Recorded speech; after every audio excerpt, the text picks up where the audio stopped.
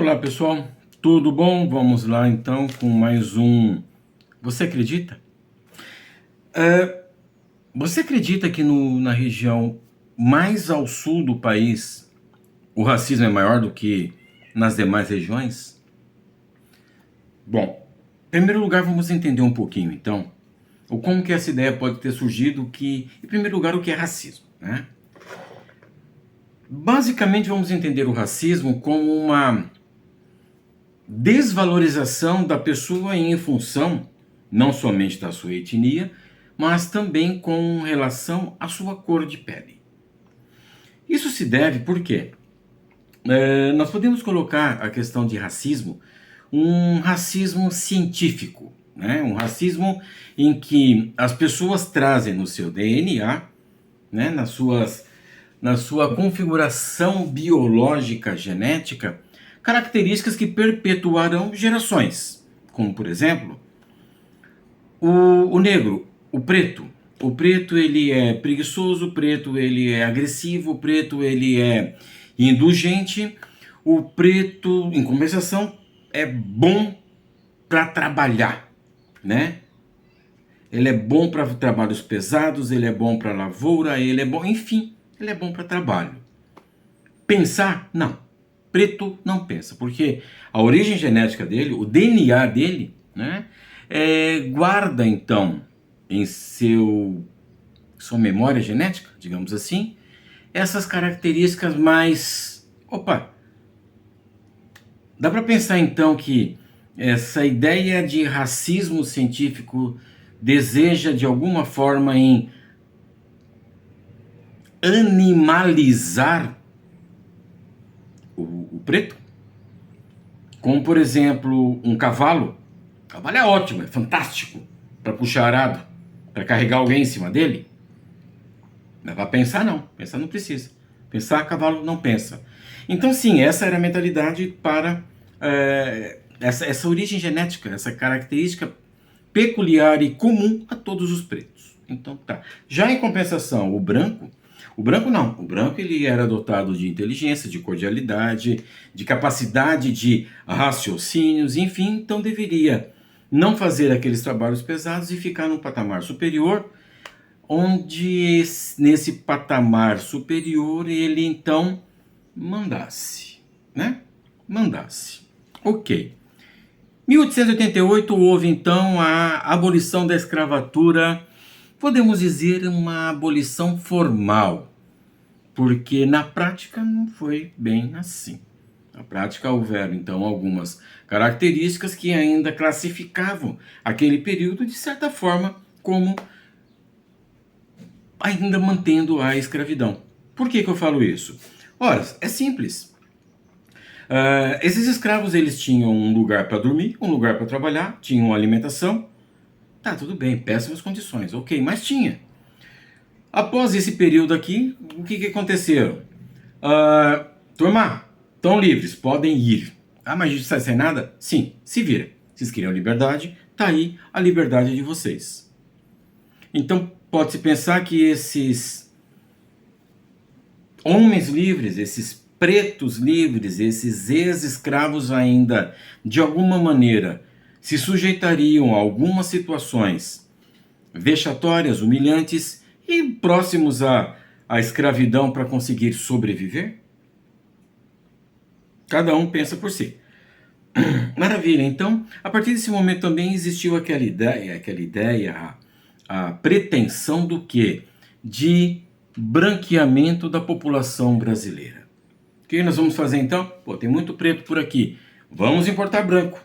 Importando branco de onde, basicamente? Europa. Beleza. E vamos pegar quem então? Os alemães? Vamos pegar alemão. Só que os alemães chegaram antes dos demais. Só que um detalhe, os alemães quando vieram para cá, não, eu não vou me meter com esses pretos não. Eu não vou estragar a minha raça branca, não vou estragar a minha cor branca.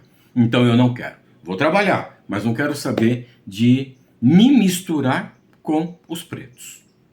Ok, né?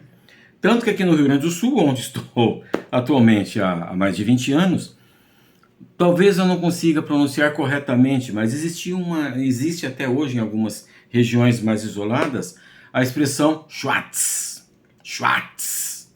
O que é? Não é negro, preto, não. É um preto, um negro pejorativo. Tipo, Schwarz, né? Alguma coisa desse tipo. Então, pensando na questão da branquitude, do branqueamento, então, da população, vamos pegar os europeus latinos. Esses europeus latinos são quem? São espanhóis, são portugueses, são, italianos, né? Futuramente, após essa importação de brancos, aí vieram outros povos também. Vieram poloneses, vieram russos, enfim. Ok. Então tá, importamos então os brancos. Os brancos iriam ocupar, a princípio, o lugar de quem? Do preto. O preto, o que ele fazia? Lavoura, era trabalho na agricultura. Essa agricultura naquele período era concentrada basicamente na região de São Paulo. Os cafezais, Vale do Paraíba, se não me falha a memória, talvez falhe agora o Vale, depois vocês me corrijam caso eu tenha errado. Mas então o que acontece?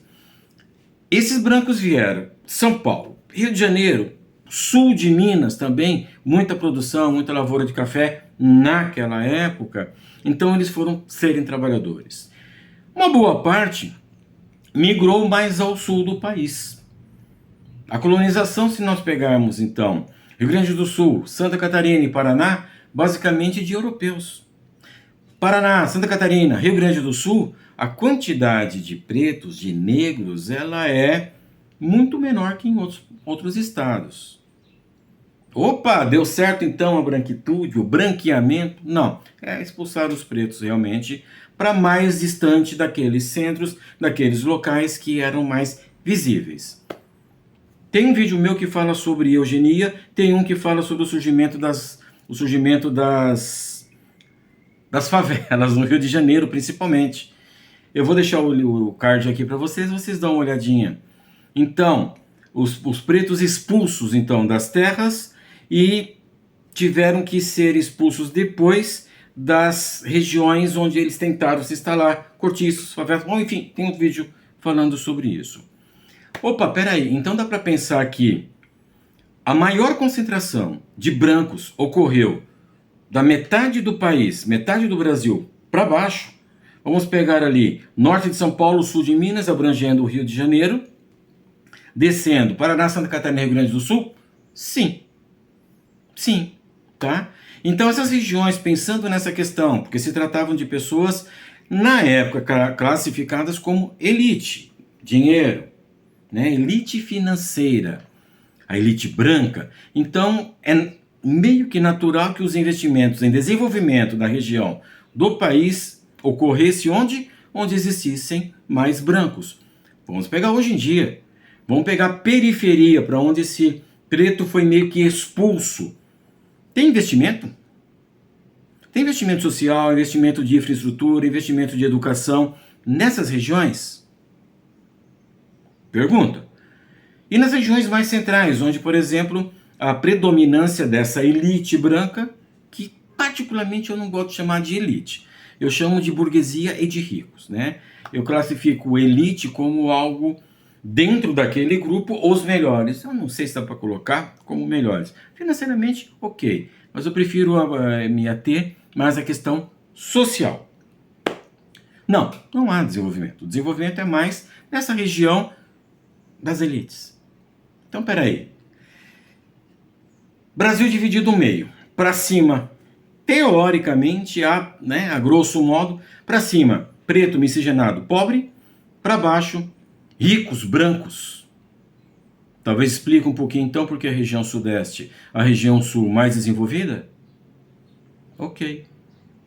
Dá para pensar, então, que, sendo essa região mais desenvolvida, aquela pessoa, aquele indivíduo que tem em sua origem genética uma questão mais braçal, animalesca, de trabalho,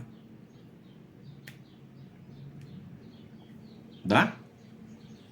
Ou vamos valorizar ainda mais aquela porção da população inteligente, dócil, gentil, cordiais e tudo mais? outra coisa importante, outra coisa muito importante. Quando se falava nesse período miscigenação, era uma ofensa. País é um país miscigenado, era uma ofensa. Isso mudou muito depois, mas a origem, raizado ali dentro de cada um de nós, permanece. Muitas vezes as pessoas têm raiva de si por pertencer a uma classe social inferior. Então, quando essa pessoa consegue ascender um pouquinho na questão social financeira, ela continua tendo raiva, mas agora não mais de si, mas de pessoas semelhantes a ela, porém que não tiveram as oportunidades e as condições, as possibilidades de se desenvolverem como ela. Região sul do país, então é mais racista? Será que é mais racista do que o restante do país? Diante dessas informações, tire suas próprias conclusões. E você acredita